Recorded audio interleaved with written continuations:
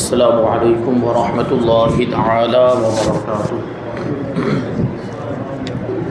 نحمده ونصلي ونسلم على رسوله الكريم اما بعد فاعوذ باللہ من الشیطان الرجیم بسم اللہ الرحمن الرحیم ان اللہ وملائکتہ یصلون علی النبی یا ایھا الذین آمنوا صلوا علیہ وسلموا تسلیما اللهم صل على سيدنا ومولانا محمد معدن الجود والكرم وآله الكرام وابنه الكريم وبارك وسلم صلاة وسلاما عليك يا رسول الله صلی اللہ تعالی علیہ وسلم۔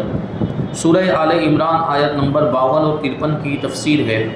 اللہ تبارک و تعالی ارشاد فرماتا ہے فلما احس عیسیٰ منهم الکفر قال من انصاری الی اللہ قال الحواریون نحن انصار اللہ آمنا باللہ واشہد بأننا مسلمون ربنا آمنا بما انزلت واتبعنا الرسول فاکتبنا مع الشاہدین۔ پھر جب عیسیٰ نے ان سے یعنی بنی اسرائیل سے کفر پایا تو فرمایا اللہ کی طرف ہو کر کون میرا مددگار ہوتا ہے۔ مخلص ساتھیوں نے کہا کہ ہم اللہ کے دین کے مددگار ہیں، ہم اللہ پر ایمان لائے ہیں اور آپ اس پر گواہ ہو جائیں کہ ہم یقیناً مسلمان ہیں۔ اے ہمارے رب، ہم اس کتاب پر ایمان لائے جو تو نے نازل فرمائی اور ہم نے رسول کی اتباع کی، پس ہمیں گواہی دینے والوں میں سے لکھ دے۔ یہاں پر حضرت عیسیٰ علیہ السلام کا ایک اور واقعہ بیان کیا جا رہا ہے کہ جب حضرت عیسیٰ علیہ السلام نے دیکھا کہ یہودی اپنے کفر پر قائم ہیں اور آپ علیہ السلام کے قتل کا ارادہ رکھتے ہیں اور اتنی روشن آیتیں اور معجزات سے بھی ان پر کوئی اثر نہیں ہوا، اور اس کا سبب یہ تھا کہ انہوں نے پہچان لیا تھا کہ حضرت عیسیٰ علیہ السلام ہی وہ مسیح ہیں جن کی توریت میں بشارت دی گئی ہے، اور آپ علیہ السلام ان کے دین کو منسوخ کر دیں گے، یعنی ان کے دین کے احکام کو ختم کر دیں گے۔ تو جب حضرت عیسیٰ علیہ السلام نے دعوت کا اظہار فرمایا تو یہ ان پر بہت شاق گزرا، یعنی بھاری ہوا، اور وہ آپ علیہ السلام کی ایذا اور قتل کے در پہ ہوئے، اور انہوں نے حضرت عیسیٰ علیہ السلام کے ساتھ کفر کیا، یعنی آپ کا انکار کر دیا۔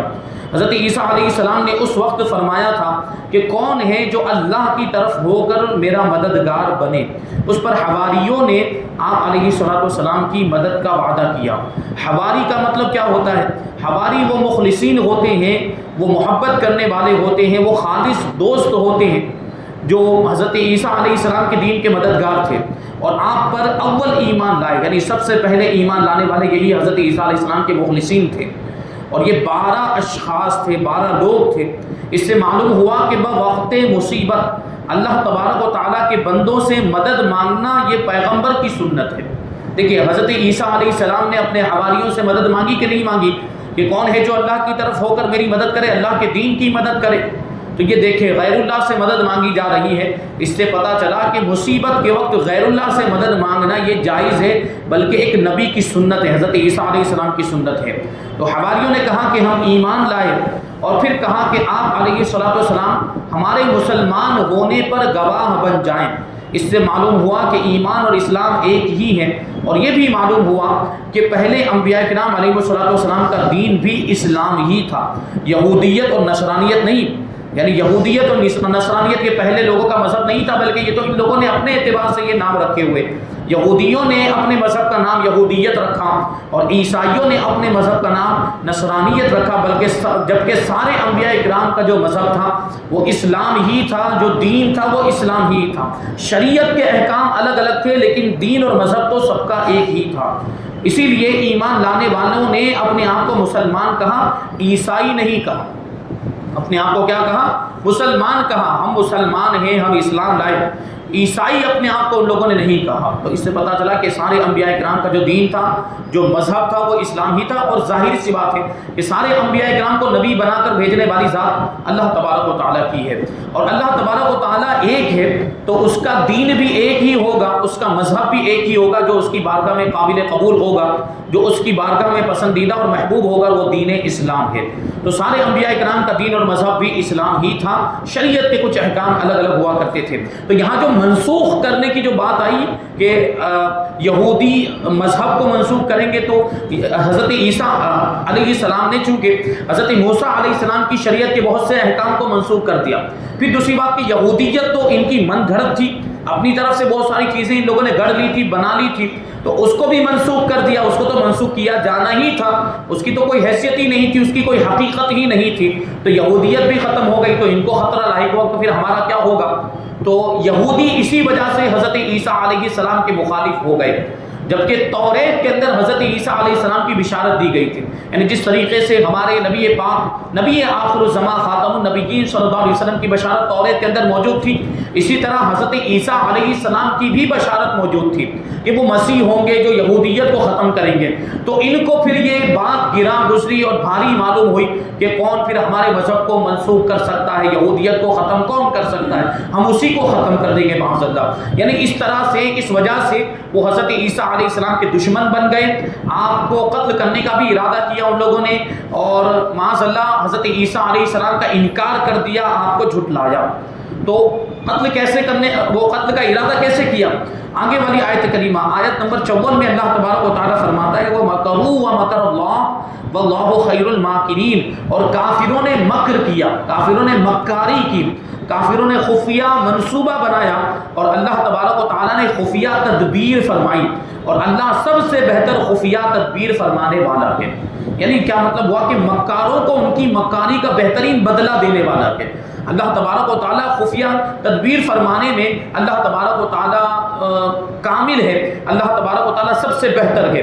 یعنی بنی اسرائیل کے یہودیوں نے حضرت عیسیٰ علیہ السلام کے ساتھ مکر کیا، یعنی فریب دیا کہ دھوکے کے ساتھ حضرت عیسیٰ علیہ السلام کے قتل کا انتظام کیا، اور اپنے ایک شخص کو اس کام پر مقرر کر دیا.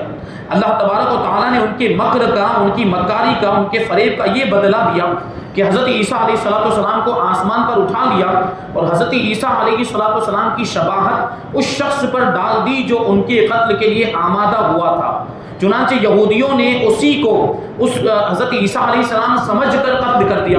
واقعہ پورا اس طریقے سے ہوا تھا کہ حضرت عیسیٰ علیہ السلام نے جب لوگوں کو ایک اللہ کی طرف بلایا اور یہودیت کو منسوخ کر دیا، تو یہودیوں کو یہ چیز بھاری لگی، تو حضرت عیسیٰ علیہ السلام کے دشمن ہو گئے. حضرت عیسیٰ علیہ السلام کا انکار بھی کیا، اور آپ کے قتل کی منصوبہ بندیاں بھی کرنے لگ گئے، خفیہ طور پر پلاننگ کی حضرت عیسیٰ علیہ السلام کو قتل کرنے کی. اب حضرت عیسیٰ علیہ السلام کے پیچھے یہ لوگ دوڑے ان کو قتل کرنے کے لیے. جو منصوبہ بندی کی تھی اس میں ایک آدمی جو تھا اس کو مقرر کیا گیا حضرت عیسیٰ علیہ السلام کو قتل کرنے کے لیے، اور کتابوں کے اندر اس کا نام تطیانوس بیان کیا گیا ہے. اس کو بھیجا گیا. اب یہ حضرت عیسیٰ علیہ السلام کے مکان میں داخل ہو گیا حضرت عیسیٰ علیہ السلام کو قتل کرنے کے لیے. لیکن اللہ تبارک و تعالیٰ کی قدرت کہ اسی وقت اللہ تبارک و تعالیٰ نے حضرت جبریل امین کو بھیجا. حضرت جبریل امین علیہ السلام ایک بدلی لے کر آئے، اور اس بدلی نے حضرت عیسیٰ علیہ السلام کو اٹھا لیا، اور وہ بدلی آپ کو آسمانوں پر لے کر چلی گئی. عزت والی جگہ میں، تکریم والی جگہ میں آپ کو پہنچا دیا گیا. حضرت عیسیٰ علیہ السلام تو محفوظ آسمانوں پر پہنچ گئے، لیکن جو سب سے پہلا شخص آپ کے مکان میں داخل ہوا تھا، یعنی تطیانوس آپ کے مکان میں داخل ہوا تھا، اس پر حضرت عیسیٰ علیہ السلام کی شباہت اللہ تبارک و تعالیٰ نے ڈال دی. مطلب کیا ہوا کہ اس کی شکل و صورت حضرت عیسیٰ علیہ السلام جیسی بنا دی گئی. ولیکن شبیہ لہم کے الفاظ آئے، ان کے لیے معاملہ جو ہے وہ مشابہت والا کر دیا گیا کہ اس کا چہرہ حضرت عیسیٰ علیہ السلام جیسا ہو گیا تھا، اس کی شکل و صورت حضرت عیسیٰ علیہ السلام جیسی ہو گئی. اب وہ بہت دیر تک اندر ہی رہا، وہ اندر ڈھونڈ رہا ہے کہ حضرت عیسیٰ علیہ السلام کہاں پر ہے، جبکہ حضرت عیسیٰ علیہ السلام کو تو اللہ تبارک و تعالیٰ نے آسمانوں پر اٹھا لیا تھا. اب وہ اندر ہی موجود، باہر یہ لوگ انتظار کر رہے ہیں کہ ابھی آئے گا اور بتائے گا کہ میں نے عیسیٰ علیہ السلام کو قتل کر دیا ہے. لیکن بہت دیر تک جب وہ باہر نہیں آیا تو سارے لوگ حضرت عیسیٰ علیہ السلام کے مکان میں داخل ہو گئے. تو کیا دیکھتے ہیں کہ حضرت عیسیٰ علیہ السلام موجود ہے. مطلب کیا ہے کہ وہ شخص جو تطیانوس، اس کی شکل و صورت حضرت عیسیٰ علیہ السلام جیسی بنا دی گئی تھی، تو اسی کو ان لوگوں نے عیسیٰ علیہ السلام سمجھا. حضرت عیسیٰ علیہ السلام کو تو اللہ تبارک و تعالیٰ نے آسمان پر اٹھا لیا تھا، لیکن تطیانوس کی شکل و صورت کیونکہ حضرت عیسیٰ علیہ السلام جیسی بنا دی گئی تھی، تو بعد میں آنے والے لوگوں نے اس کو عیسیٰ علیہ السلام سمجھ کے قتل کر دیا. دیا، سولی پر چڑھا دیا، اور اپنے گمان میں یہ سمجھنے لگ گئے کہ ہم نے عیسیٰ علیہ السلام کو قتل کر دیا، اور آج تک یہ اسی غلط گمان کے اندر ہے۔ آج تک ان کا ایک گروہ، ایک بہت بڑا طبقہ یہ مانتا ہے کہ ہم نے حضرت عیسیٰ علیہ السلام کو قتل کر دیا ہے اور ان کو سولی پر چڑھا دیا۔ اور دیکھنے جیسی بات یہ ہے کہ جس کو ماننے کا دعویٰ کرتے تھے معاذ اللہ اسی کو قتل کر دیا۔ اس میں یہودی بھی شامل تھے اور اس میں عیسائی بھی شامل تھے۔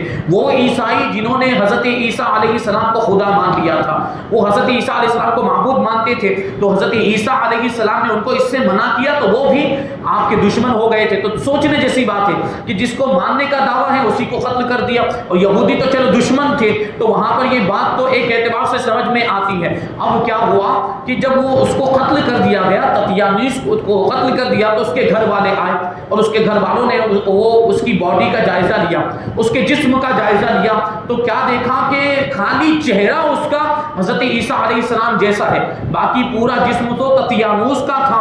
اور وہ گھر والوں نے پہچان لیا، گھر والوں کو پتا ہوتا ہے، جو اپنے گھر کے رشتہ دار ہوتے ہیں اور جن کے ساتھ اٹھنا بیٹھنا ہوتا ہے ان کی نشانیاں، ان کی علامتیں جانتے ہیں، تو وہ گھر والے دیکھ کر پہچان گئے کہ یہ تو حضرت عیسیٰ علیہ السلام نہیں، یہ تو تطیانوس ہے۔ لیکن جو دوسرے لوگ تھے وہ ماننے کے لیے تیار نہیں ہوئے، اور اسی بات پر اختلاف ہو گیا، بہت بڑا جھگڑا ہو گیا، دو گروپ ہو گئے اور کثیر تعداد میں لوگ اس میں قتل بھی ہوئے، کیونکہ جنگ شروع ہو گئی تھی اس معاملے کو لے کر۔ لیکن یہ بات تو حقیقت ہے اور اس پر ہمارا ایمان ہے، اس پر ہمارا عقیدہ ہے کہ حضرت عیسیٰ علیہ السلام زندہ ہیں، اور آپ کو اللہ تبارک و تعالیٰ نے آسمان پر اٹھا لیا ہے۔ قرب قیامت میں حضرت عیسیٰ علیہ السلام واپس زمین پر تشریف لائیں گے، اور پھر وہ جو معاملہ ہے وہ آگے بیان کیا گیا ہے۔ تو دیکھیں یہاں پر لفظ مکر آیا، وَمَكَرُوا وَمَكَرَ اللَّهُ میں لفظ مکر آیا۔ لفظ مکر لغت عرب میں ستر یعنی پوشیدگی کے معنی میں، یعنی چھپانے کے معنی میں آتا ہے، اسی لیے خفیہ تدبیر کو بھی مکر کہتے ہیں۔ پوشیدہ طور پر منصوبہ بندی کرنا، کوئی پلاننگ کرنا، اس کو مکر کہا جاتا ہے۔ اور وہ تدبیر اگر اچھے مقصد کے لیے ہو تو وہ محمود ہوتی، یعنی پسندیدہ ہوتی۔ کسی اچھے مقصد کے لیے خفیہ طور پر منصوبہ بندی کی جائے، پوشیدگی کے ساتھ پلاننگ کی جائے، اچھا مقصد ہے تو یہ چیز اچھی ہے، یہ خفیہ تدبیر بھی اچھی ہے۔ اور کسی قبیح غرض کے لیے یعنی کسی برے مقصد کے لیے یہ تدبیر کی جائے، مکر کیا جائے، خفیہ تدبیر کی جائے، تو یہ مذموم ہوتی ہے، بری ہوتی ہے۔ مگر اردو زبان میں یہ لفظ فریب کے معنی میں مستعمل ہوتا ہے، یعنی دھوکہ دینے کے معنی میں مستعمل ہوتا ہے، جس کو مکاری بھی کہا جاتا ہے۔ اس لیے ہرگز شان الہی میں یہ لفظ نہ کہا جائے، اللہ تبارک و تعالیٰ کے لیے اس لفظ کا استعمال نہ کیا جائے۔ اگرچہ آیت کریمہ میں موجود ہے لیکن اس کا مطلب کیا ہوتا ہے وہ بیان کر دیا گیا۔ اللہ تبارک و تعالیٰ نے خفیہ تدبیر فرمائی، اور خفیہ تدبیر کرنے والوں کو یعنی مکر کرنے والوں کو بہترین بدلہ عطا فرمایا، کہ دیکھیں وہ کس طرح سے ناکام ہو گئے اپنی سازش میں۔ یہ آپ نے واقعہ دیکھا، حضرت عیسیٰ علیہ السلام کو قتل کرنے کی پلاننگ کی تھی، دھوکہ دیا تھا، فریب کے ذریعے ان کو قتل کرنے کا ارادہ کیا، اور اللہ تبارک و تعالیٰ نے حضرت عیسیٰ علیہ السلام کو آسمان پر اٹھا کر ان کی ساری تدبیروں کو، ساری پلاننگ کو، ساری منصوبہ بندی کو مٹی میں ملا دیا، خاک میں ملا دیا، اور وہ ناکام ہو گئے۔ تو یہ اللہ تبارک و تعالیٰ نے ان کو اس کا بدلہ عطا فرمایا۔ تو اللہ تبارک و تعالیٰ کی شان میں یہ لفظ استعمال نہیں کیا جا سکتا، لیکن اب چونکہ عربی زبان میں بھی یہ دھوکے کے معنی میں معروف ہو گیا ہے، مشہور ہو گیا، اس لیے عربی میں بھی شان الہی میں اس کا اطلاق جائز نہیں، یعنی یہ لفظ بولنا جائز نہیں۔ آیت میں جہاں کہیں مذکور ہوا ہے وہاں خفیہ تدبیر کے معنی میں ہے، خفیہ منصوبہ بندی کے معنی میں ہے۔ اب آگے آیت کریمہ آیت نمبر 55 میں اللہ تبارک و تعالیٰ ارشاد فرماتا ہے، اذ قال اللہ یا عیسیٰ انی متوفیک ورافعک الی ومطہرک من الذین کفروا وجاعل الذین اتبعوک فوق الذین کفروا الی یوم القیامہ ثم الی مرجعکم فاحکم بینکم فیما کنتم فیہ تختلفون۔ یاد کرو جب اللہ نے فرمایا اے عیسیٰ میں تمہیں پوری عمر تک پہنچاؤں گا اور تجھے اپنی طرف اٹھا لوں گا اور تجھے کافروں کے ساتھ کافروں سے نجات عطا کروں گا اور تیری پیروی کرنے والوں کو قیامت تک تیرے منکروں پر غلبہ دوں گا، پھر تم سب میری طرف پلٹ کر آؤ گے تو جن باتوں میں تم جھگڑتے تھے ان باتوں کا میں تمہارے درمیان فیصلہ کر دوں گا۔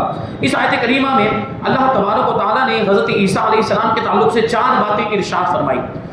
4 باتیں فرمائی گئی، کیا ہے؟ پہلی بات توفا یعنی پوری عمر کو پہنچانا، کیونکہ دیکھیں حضرت عیسیٰ علیہ السلام کو جب اٹھا دیا گیا تو وہ آپ کی عمر کا درمیانی حصہ تھا، یعنی ابھی آپ کی عمر کا کچھ حصہ باقی ہے، تو اللہ تبارک و تعالیٰ نے بیچ میں ہی آپ کو اٹھا لیا ہے آپ کے زمانے میں، لیکن اس عمر جو آپ کی تقدیر میں لکھی ہوئی ہے، جو عمر آپ کی تقدیر میں لکھی، وہ عمر پوری ہوگی۔ اللہ تبارک و تعالیٰ اس عمر کو پورا فرمائے گا۔ اور وہ کیسے پوری ہوگی وہ عمر؟ قرب قیامت سے پہلے جب حضرت عیسیٰ علیہ السلام دوبارہ زمین پر تشریف لائیں گے تو جو عمر کا حصہ آپ کا باقی رہ گیا ہے وہ اس وقت مکمل ہوگا۔ جتنے سال آپ کی زندگی کے باقی ہیں اتنے سال آپ زمین پر رہیں گے، پھر آپ کا انتقال ہو جائے گا۔ اور نمبر 2، اپنی طرف اٹھا لیا جانا، اللہ تبارک و تعالیٰ نے آپ کو آسمانوں کی طرف اٹھا لیا۔ اور نمبر 3، کافروں سے نجات دینا۔ اور نمبر 4 حضرت عیسیٰ علیہ السلام کے پیروکاروں کو غلبہ دینا۔ اب ان باتوں کو ذرا تفصیل کے ساتھ سمجھنے کی ضرورت ہے۔ پہلی جو بات آئی ہے وہ ہے توفع، یعنی پوری عمر کو پہنچانا۔ تو مرزائیوں نے، یعنی جو غلام احمد قادیانی کے ماننے والے، جو مرزا کو نبی مانتے ہیں معاذ اللہ، جبکہ ہمارے آقا حضور سرور عالم صلی اللہ علیہ وسلم خاتم النبیین ہیں، آخری نبی ہیں، اور یہ ضروریات دین میں سے ہے۔ اگر کوئی ہمارے نبی کو آخری نبی نہیں مانتا ہے تو وہ دائرہ اسلام سے خارج ہو جاتا ہے، یا کسی اور کو حضور کے بعد کسی اور کو نبی مان لے تو وہ بھی کافر ہو جائے گا، دائرہ اسلام سے خارج ہو جائے گا۔ تو یہ مرزائیوں کا عقیدہ ہے، یہ مرزا غلام احمد قادیانی کو نبی مانتے ہیں، اس وجہ سے یہ دائرہ اسلام سے خارج ہیں، کافر ہیں، اسلام سے ان کا کوئی تعلق نہیں۔ تو مرزائیوں نے قرآن پاک کی اس آیت کریمہ سے دلیل لی اور اس کو بنیاد بنا کر یہود و نصارہ کی پیروی میں حضرت عیسیٰ علیہ السلام کی وفات کا دعویٰ کر دیا، اور یہ سراسر غلط ہے۔ کیونکہ دیکھیں یہاں پہ توفع کا لفظ آیا ہے، اس پر سب سے پہلے میں ایک بات بتا دوں کہ توفع کا معنی ہوتا ہے کسی چیز کو پورا کرنا۔ توفع کا معنی کیا ہوتا ہے؟ کسی چیز کو پورا کرنا، اور ایک اس کا معنی یہ بھی ہوتا ہے وفات دینا۔ ایک معنی کیا ہوتا ہے؟ وفات دینا۔ یہ دونوں معنی ہو سکتے ہیں، تو ہم کون سا والا معنی مراد لے رہے ہیں؟ پورا کرنے والا معنی مراد لے رہے ہیں کہ اللہ تبارک و تعالیٰ آپ کی عمر کو پورا کرے گا، پوری عمر تک آپ کو پہنچائے گا۔ لیکن ان لوگوں نے وفات والا معنی مراد لیا اور یہ عقیدہ گڑھ لیا، اور یہ بات ان لوگوں نے اپنے عقیدے میں شامل کر لی کہ معاذ اللہ حضرت عیسیٰ علیہ السلام کی وفات ہو چکی ہے۔ عیسائیوں کا تو عقیدہ ہے یہ، عیسائی تو یہ مانتے ہی ہیں کہ حضرت عیسیٰ علیہ السلام کی وفات ہو چکی ہے، خود ان لوگوں نے قتل کیا۔ اور یہ مرزائیوں نے بھی یہ عقیدہ بنا لیا ہے کہ حضرت عیسیٰ علیہ السلام کی بھی وفات ہو چکی، اور وہ اس آیت کریمہ سے ثابت ہوتا ہے، جبکہ اس آیت کریمہ سے وہ ثابت نہیں ہوتا، کیونکہ یہاں پر توفع کا لفظ آیا ہے۔ توفع کا حقیقی معنی ہوتا ہے پورا کرنا، جسے قرآن مجید میں اللہ تبارک و تعالیٰ دوسرے مقام پہ ارشاد فرماتا ہے وَإِبْرَاهِيمَ الَّذِي وَفَّى، اور ابراہیم جو پورے احکام بجا لایا، یعنی جس نے وفاداری کا ثبوت پیش کیا۔ تو دیکھیں پورے احکام، یہاں پر وفا کا جو لفظ آیا ہے وہ پورے احکام کو بجا لانے کے تعلق سے ہے، تو یہاں پہ پورا کرنے کا معنی پایا جاتا ہے۔ اور یہ موت کے معنی میں بھی استعمال ہوتا ہے، وفات کے معنی میں بھی استعمال ہوتا ہے، لیکن یہ اس کا مجازی معنی ہے۔ دیکھیں مجازی معنی کا کیا مطلب؟ بہت سے ایسے الفاظ ہوتے ہیں جن کا ایک حقیقی معنی ہوتا ہے اور ایک مجازی مرادی معنی ہوتا ہے۔ میں اس کو آپ کو سمجھاؤں کہ حقیقی معنی کیا ہوتا ہے اور مجازی معنی کیا ہوتا ہے۔ جیسے کہ ہم ہندوستان میں رہتے ہیں، تاج محل دیکھا ہے آپ نے؟ نہیں بھی دیکھا تب بھی جانتے کہ تاج محل کیا چیز ہے، جانتے ہیں نا تاج محل آگرہ میں موجود ہے۔ تو تاج محل کے بارے میں پوچھا جائے کس نے بنایا تو ہم اور آپ کیا کہتے ہیں؟ شاہ جہاں نے بنایا۔ ہم اور آپ کیا کہتے ہیں؟ شاہ جہاں نے بنایا۔ تو کیا شاہ جہاں وہ ہتھوڑی لے کر، کلہاڑی لے کر، پھاوڑا لے کر وہاں پہ گیا تھا بنانے کے لیے؟ شاہ جہاں خود گیا تھا وہاں پہ بنانے کے لیے؟ شاہ جہاں نے نہیں، وہ اینٹیں وغیرہ لگا کر گارے کے ذریعے سے تاج محل کو کیا خود اس نے اپنے ہاتھوں سے بنایا؟ نہیں۔ تو کس نے بنایا ہے؟ مزدوروں نے بنایا۔ کس نے بنایا؟ مزدوروں نے، یعنی حقیقت میں مزدوروں نے بنایا۔ تاج محل کو حقیقت میں مٹی، گارے اور اینٹوں کے ذریعے سے مزدوروں نے بنایا ہے، لیکن اس کی نسبت کر دی گئی کس کی طرف؟ شاہ جہاں کی طرف کر دی گئی کہ شاہ جہاں نے بنایا۔ تو حقیقی بنانے والے تو کون ہوئے؟ مزدور ہوئے، لیکن مجازی بنانے والا کون ہوا؟ شاہ جہاں ہوا، کیونکہ مزدوروں کو بنانے کا حکم کس نے دیا تھا؟ مزدوروں کو بنانے کا حکم شاہ جہاں نے دیا تھا۔ تو مزدوروں نے جو بنایا ہے یہ اس کا حقیقی معنی ہے، اور شاہ جہاں کی طرف جو بنانے کی نسبت کی جاتی ہے یہ مجازی معنی ہے۔ تو یہاں پر ایک قرینہ موجود ہے، اس وجہ سے بادشاہ کی طرف نسبت کرنا جائز اور درست ہے، کیونکہ اس نے حکم دیا تھا، اس لیے وہ مجازی طور پر بنانے والا ہو گیا اور اس کو کہا بھی جا سکتا ہے۔ لیکن یہاں پر دیکھیں اس کا جو حقیقی معنی ہے، توفع کا جو حقیقی معنی ہے وہ ہے پورا کرنا، اور مجازی معنی ہے وفات دینا۔ اب یہاں پر ایک قاعدہ یاد رکھنا ہے آپ کو کہ جب تک کوئی واضح قرینہ موجود نہ ہو اس وقت تک کسی بھی لفظ کا حقیقی معنی چھوڑ کر مجازی معنی مراد نہیں لیا جا سکتا۔ کیا مطلب ہوا کہ کوئی قرینہ ہونا چاہیے مجازی معنی مراد دینے کے لیے. جیسے یہاں شاہ جہاں مجازی بنانے والا تھا، لیکن چونکہ اس نے حکم دیا تھا تو یہ قرینہ موجود، یہ دلیل موجود ہے، اس لیے اس کو تاج محل بنانے والا کہہ دیا جاتا اور یہ درست ہے. لیکن جہاں کوئی قرینہ نہ ہو وہاں حقیقی معنی کو نہیں چھوڑا جائے گا اور مجازی معنی مراد نہیں لیا جائے گا، بلکہ حقیقی معنی ہی مراد ہوگا. اور یہاں کوئی ایسا قرینہ موجود نہیں ہے کہ توفا کا معنی موت کیا جائے، بلکہ اس کا حقیقی معنی مراد لینے پر واضح قرائن موجود ہیں، دلیلیں موجود ہیں. اور قرائن حدیث مبارکہ میں ہے، احادیث مبارکہ میں ہے، جن میں یہ بیان کیا گیا کہ حضرت عیسیٰ علیہ السلام زندہ آسمان پر اٹھائے گئے اور قرب قیامت میں واپس تشریف لائیں گے. لہٰذا اس آیت سے حضرت عیسیٰ علیہ السلام کی وفات ثابت نہیں ہوتی. اور دوسرے نمبر پر بالفرض اگر توفا کا معنی وفات دینا ہی ہے تو اس سے کہاں یہ ثابت ہوا کہ حضرت عیسیٰ علیہ السلام وفات پا چکے ہیں؟ صرف یہ فرمایا ہے کہ اے عیسیٰ میں تجھے وفات دوں گا.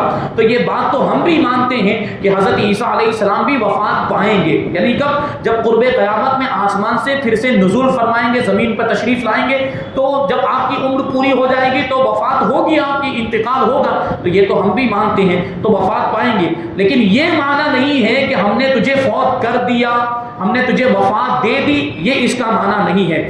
اب یہ بات کہ آیت کریمہ میں توفا یعنی وفات دینے کا پہلے تذکرہ آیا ہے اور اٹھائے جانے کا بعد میں ذکر آیا. دیکھیں آیت کریمہ کے الفاظ پر غور کریں، انی متوفیکا ورافعکا.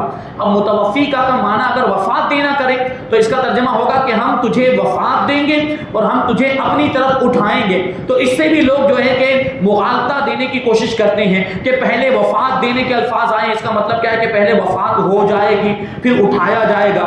تو اس سے یہ ثابت ہوتا ہے کہ حضرت عیسیٰ علیہ السلام کی وفات ہو چکی ہے. تو چونکہ حضرت عیسیٰ علیہ السلام اٹھائے جا چکے ہیں لہٰذا ان کی وفات بھی پہلے ثابت ہو گئی. تو اس کا جواب یہ ہے کہ آیت میں متوفیکا اور رافعکا کے درمیان واو آیا ہے. متوفیکا و رافعکا یہ واو آیا. اب عربی گرامر کے اعتبار سے ہم تھوڑا اس کو دیکھیں تو عربی زبان میں عربی قواعد کے مطابق واو جو ہے وہ ترتیب کے لیے نہیں آتا، ترتیب بتانے کے لیے نہیں آتا کہ پہلے یہ ہوا پھر یہ ہوا. ترتیب کا کوئی وہاں پر جو ہے کہ تقاضا واو نہیں کرتا ہے، بلکہ یہ واو جو ہے مطلقاً جمع کے لیے آتا ہے. یعنی دو چیزوں کو یا دو سے زیادہ چیزوں کو جمع کرنے کے لیے آتا ہے. مطلب کیا ہے کہ یہ دونوں چیزیں ہوں گی، یہ دونوں چیزیں ہوں گی. یعنی حضرت عیسیٰ علیہ السلام کی وفات بھی ہوگی اور حضرت عیسیٰ علیہ السلام کو آسمانوں پر اٹھایا بھی جائے گا. لیکن ان میں ترتیب کیا ہوگی؟ واو کے ذریعے سے کچھ بھی ثابت نہیں ہوتا، کیونکہ واو ترتیب کے لیے ہوتا ہی نہیں ہے. تو ہمارا عقیدہ اس سے ثابت ہو گیا کہ جس کا مطلب یہ نکلے گا کہ وفات پہلے ہوئی اور اٹھایا جانا بعد میں. جیسے کہ قرآن پاک میں اچھا وہ ترتیب کا فائدہ نہیں دیتا کہ اس کا یہ مطلب نکالا جائے کہ پہلے وفات ہوئی اور پھر اٹھایا گیا. وہ ترتیب بتاتا ہی نہیں، وہ ترتیب کے لیے آتا ہی نہیں ہے واو. تو قرآن پاک میں اللہ تبارک و تعالیٰ ارشاد فرماتا ہے، دیکھیے واو ترتیب کے لیے کیسے نہیں آتا، قرآن ہی سے دلیل پیش کرتے ہیں. حضرت مریم سے اللہ تبارک و تعالیٰ نے فرمایا واسجدی وارکعی، اے مریم تو سجدہ کر اور رکوع کر. اب بتائیے کہ نماز کے اندر پہلے سجدہ ہوتا ہے کہ پہلے رکوع ہوتا ہے؟ پہلے رکوع ہوتا ہے پھر سجدہ ہوتا ہے. لیکن آیت کریمہ میں پہلے کیا آیا؟ تو سجدہ کر اور رکوع کر. تو اس کا یہ مطلب نہیں کہ وہ پہلے سجدہ کرتی تھی پھر رکوع کرتی تھی، نہیں. یہاں سجدے کا پہلے تذکرہ ہے اور رکوع کا بعد میں ہے. تو کیا اس کا یہ مطلب ہے کہ حضرت مریم رضی اللہ تعالی عنہا رکوع بعد میں کرتی تھی اور سجدہ پہلے؟ ہرگز نہیں. لہٰذا جیسے یہاں واو کا آنا ترتیب کے لیے نہیں، ایسے ہی یہ جو آیت کریمہ حضرت عیسیٰ علیہ السلام کے بارے میں ہے اس میں بھی جو واو آیا ہے وہ ترتیب کے لیے نہیں ہے، مطلق جمع کے لیے. یعنی ان دونوں چیزوں کا وقوع پذیر ہونا یہ پایا جائے گا، یہ دونوں چیزیں ہوں گی، لیکن آگے پیچھے کون ہوگا وہ اس سے ثابت نہیں ہوتا ہے. تو اس سے ہمارا عقیدہ ثابت ہو جاتا ہے کہ حضرت عیسیٰ علیہ السلام کو آسمانوں پر اٹھا لیا گیا اور وفات آپ کی بعد میں ہوگی جب آپ قرب قیامت میں تشریف لائیں گے. اور بھی بہت ساری باتیں ہیں کہ آپ کو آسمانوں پر اٹھایا گیا اور پھر یہ کہ کفار سے آپ کو نجات دی گئی، آپ کے ماننے والوں کو غلبہ دیا گیا. وہ ساری باتیں ہم انشاءاللہ آئندہ درس میں شامل کریں گے. اللہ تبارک و تعالیٰ کی بارگاہ میں دعا ہے کہ جو کچھ بھی بیان ہوا اس پر ہم سب کو عمل کرنے کی توفیق عطا فرمائے اور نور قرآن سے ہم سب کے دلوں کو روشن اور منور فرمائے. وما علینا الا البلاغ.